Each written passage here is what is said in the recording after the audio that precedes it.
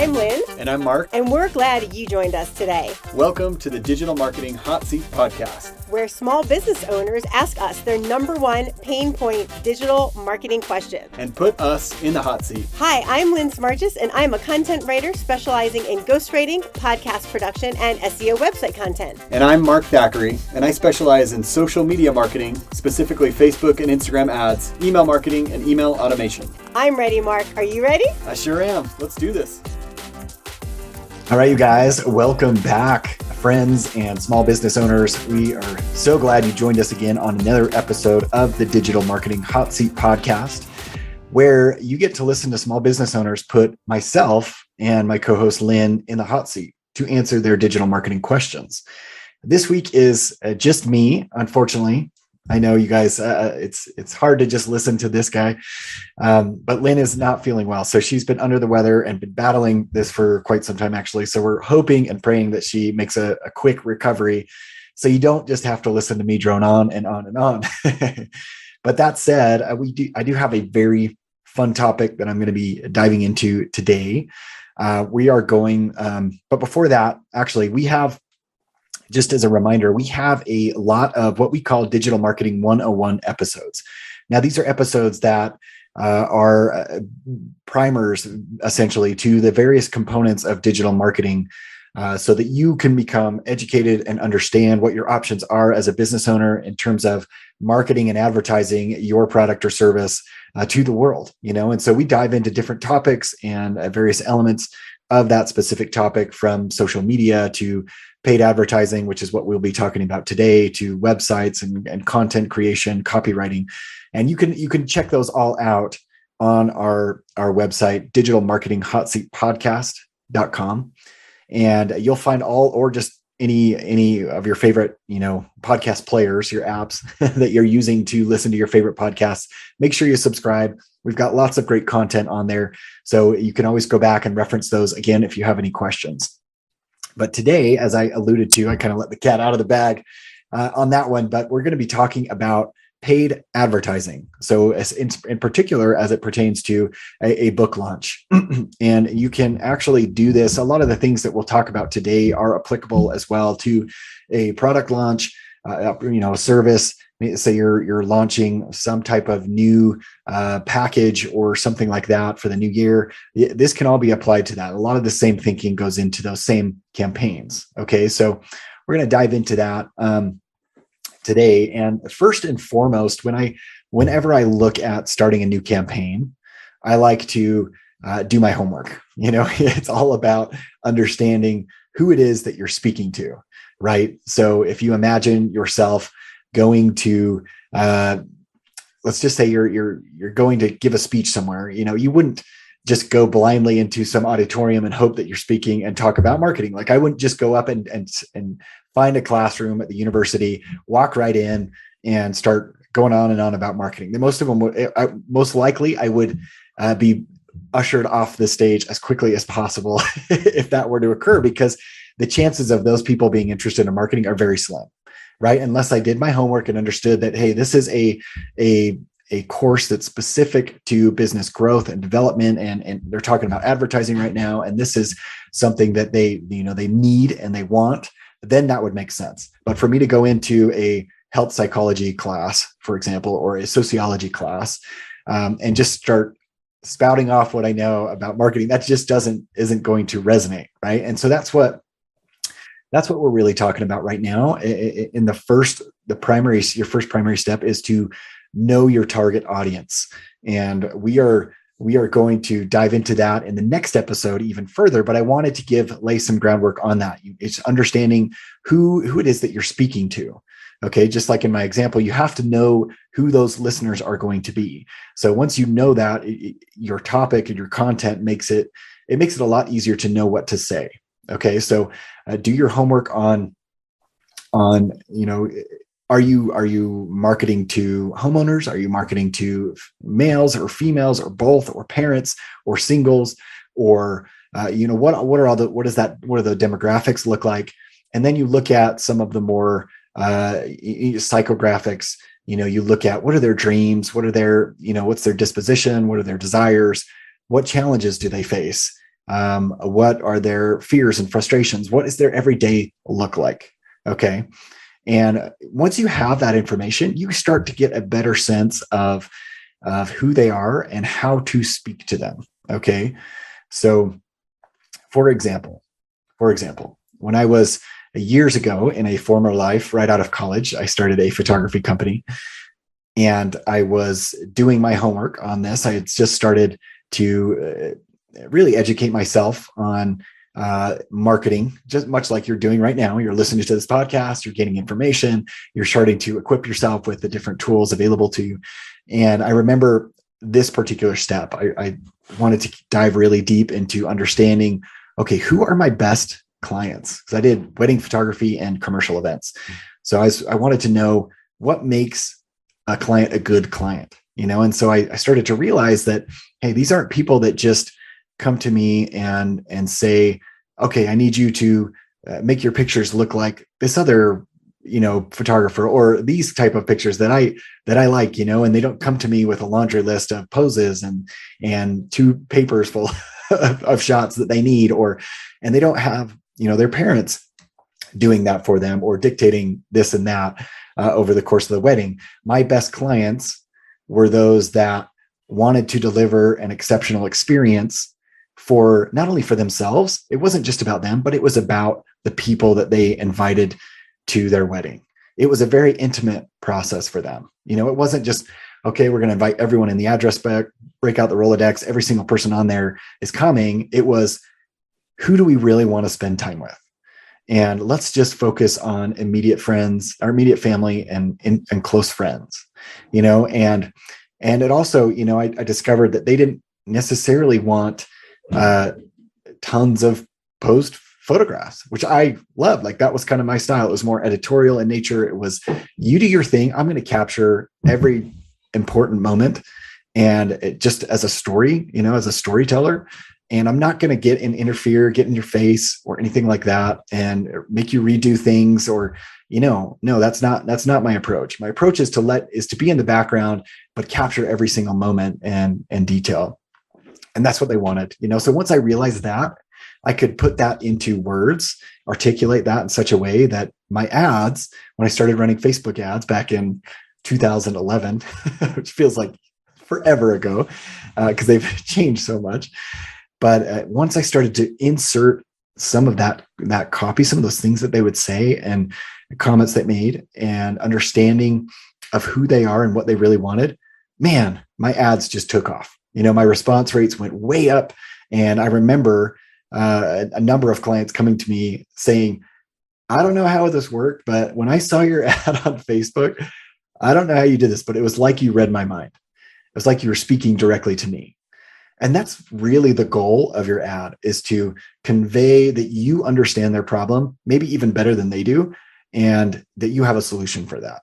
Okay, so that's where it starts with. It starts with your audience. And like I said, we're going to talk about this in much greater depth next episode, which I'm super pumped about, just because this is a step that most people miss out on. They just skip by because they feel like they already have it in place or whatever. And it's really sad, because it can cost you big time if you don't. Okay. So before we continue on, I'm going to take a little bit of break. And during the break, I want to invite you at this time to, if you haven't subscribed to our podcast, please do.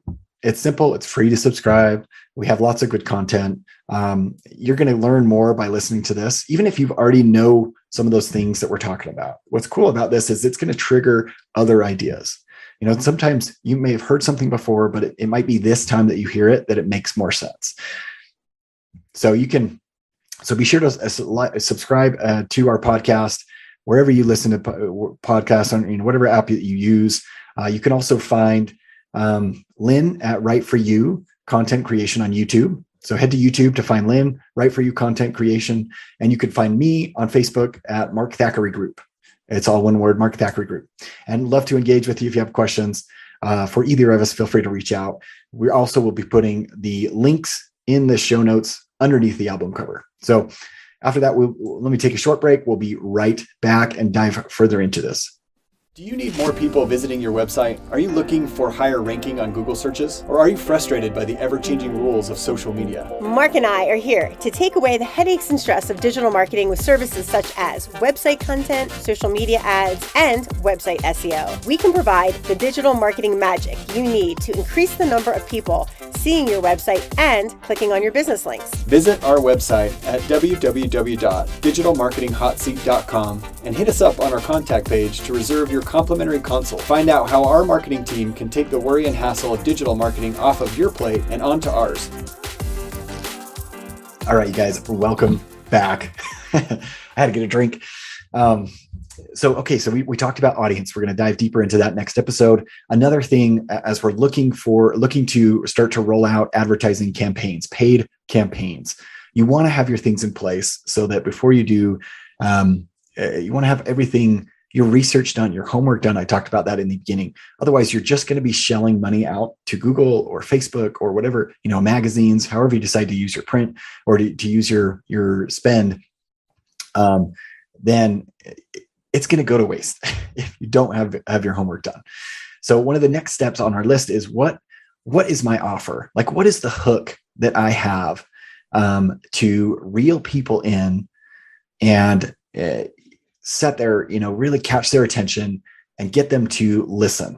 Okay. Get them to get their ears to perk up and start reading the rest of your ad. Okay. So you have to have a hook. Okay. And that needs to be within the first 5 seconds. We don't have much time. We've become so adept at identifying advertising and zoning it out, blocking it out. They estimate that we see around 5,000 unique advertising messages every single day. Can you imagine actually paying attention to every single one of those? You wouldn't get through the day. You would be paralyzed by ads. And just to prove my point that we have become so good at blocking those out. And so you really need a good hook to cut through the clutter and get and catch people's attention and reel them in. Okay. So a good example of this, especially and when you're thinking about a book, you really have to, it comes down to a good title, and a good title is a headline, right? And then you have a good sub headline underneath that maybe expands on benefits that you are promising the reader if they read the book, and this is, it's easier to see these in nonfiction, business type books, and the example that jumped right out to me when I first thought of this was Tim Ferriss's book, The 4-Hour Workweek. Okay. So you think about that, and that title alone is very, very catchy. It appeals to a lot of us, right? 4-hour work, only 4 hours a week. Heck yeah, sign me up, right? And that is not by accident. He actually would do split test after test after test after test with different headlines, and he would run Google ads to see which one people would click on the most. And he didn't even have like a website set up. All he wanted to see is what title caught people's attention the most. And it wasn't what he thought. This was not his first choice, by the way, which is interesting. And it was a clear winner, the 4-Hour Workweek, and it went on to be a bestseller and has really launched his career. And he's done so many amazing things after. So you should give Tim a follow if you don't already. But along with the title, he has a very, very powerful subheadline underneath that expands on that initial promise, the 4-Hour Workweek. And then it says, escape the 9-to-5, live anywhere, and join the new rich.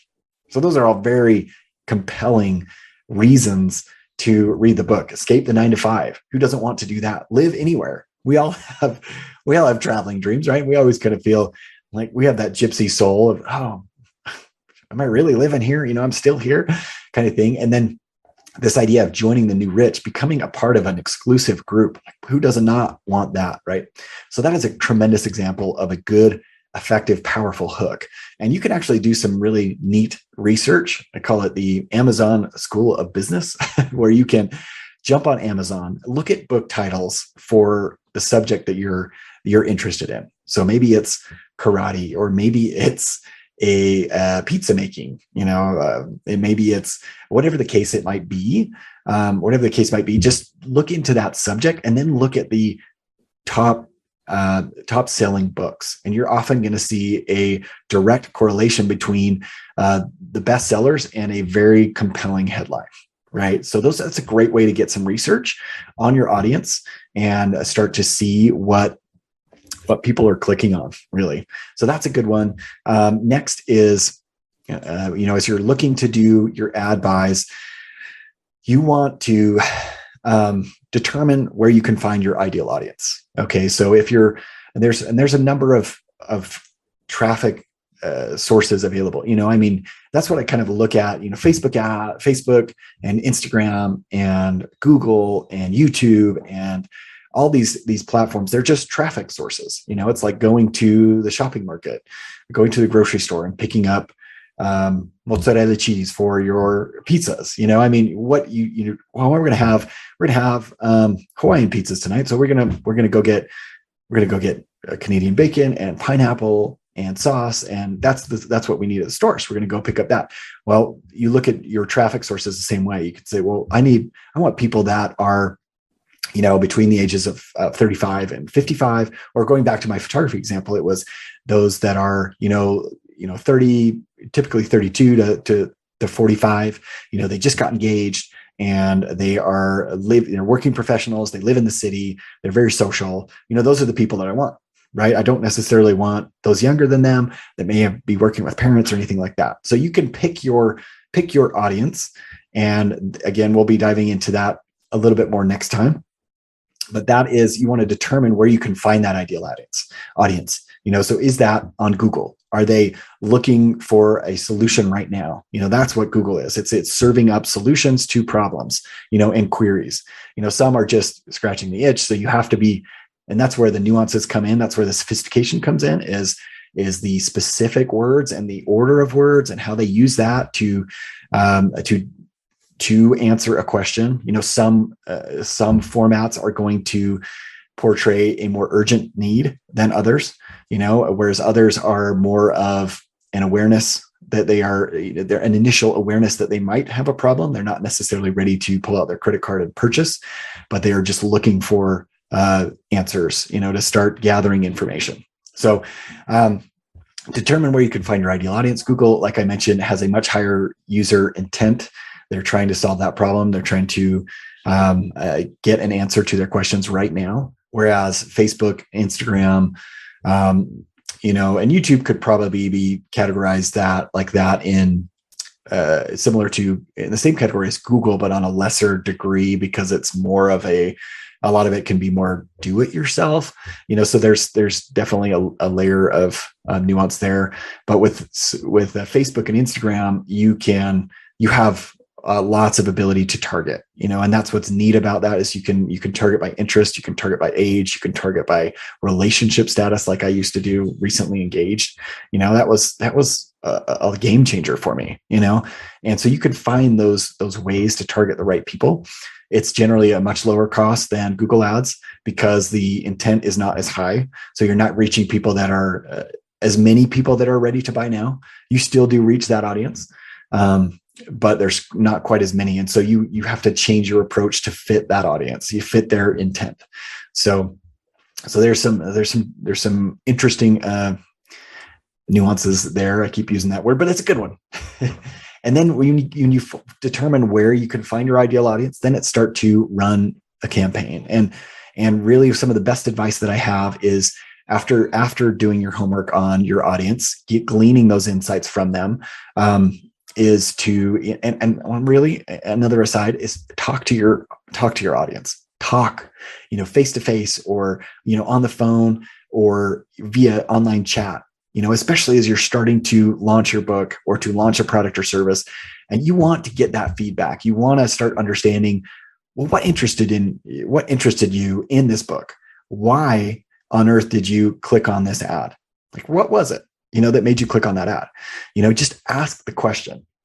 People are going to be very candid with you and they're going to respect you for asking, if you do it sincerely, and you will glean amazing amounts of insight that you can then take and plug into your ads to gain more credibility. Because when you start using those words that they tend to use, they're going to see you as the expert, as understanding exactly what they're going through and having a solution to your problems. They're more naturally inclined to listen to you from that point on.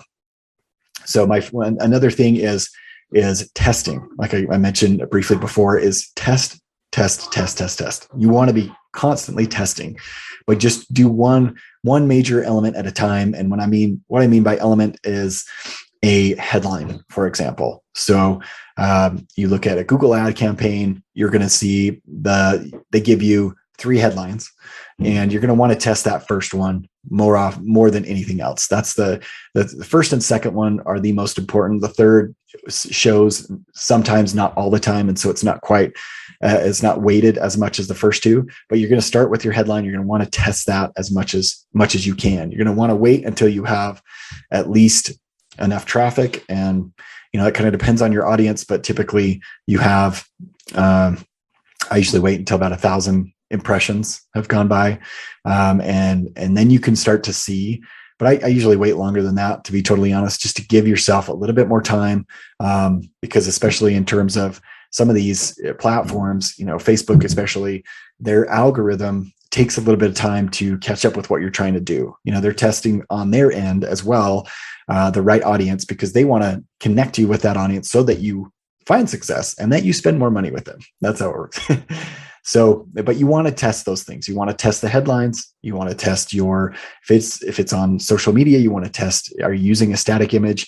Test that image. Are you using a video? Test that video. And then you're going to want to test your offer. What is the unique offer? What's your hook? And then, because that's really the only way to know how high is high, right? Is by testing.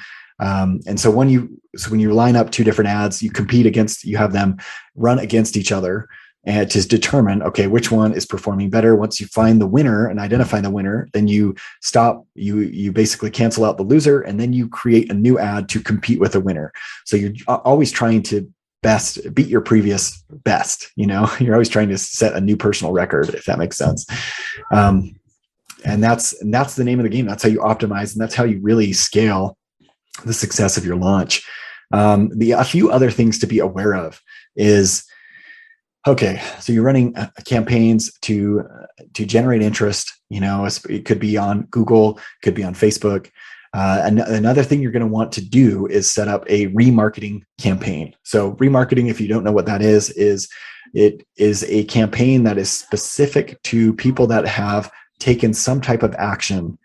And a lot of times it's visiting your website. So if you've ever, or a website, so let's say you've shopped on Amazon or Etsy, or, let's say you go on Etsy and you look at some artwork poster, for your office, and you click on it, and then you're like, maybe not, or maybe I'll decide later. I don't know. I'll come back to this. And then all of a sudden you're surfing the web. Maybe you're on a new site, or maybe you are even on YouTube. And all of a sudden you see an ad on the side for that same product that you just saw, for that same poster that you were considering, or those shoes that you just looked at.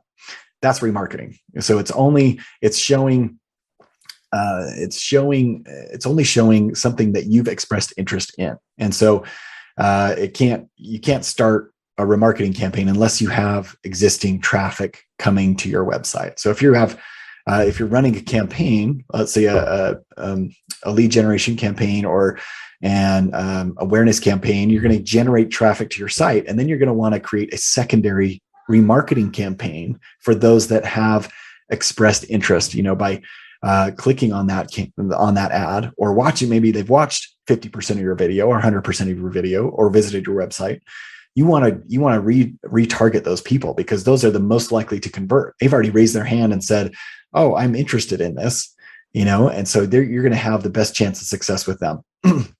So that's one that's kind of a no-brainer. You're going to want to do a remarketing campaign.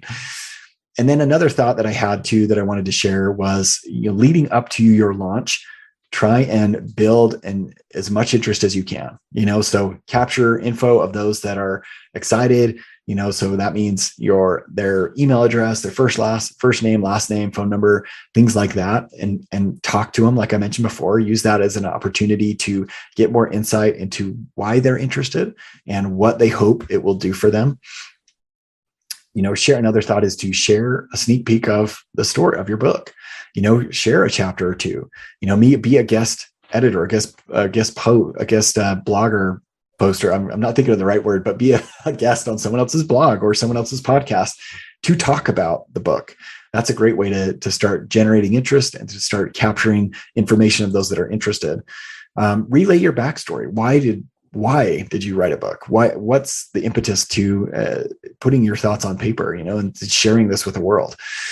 Because that's only going to help you in your launch. You can use those people. You can target those people during your launch.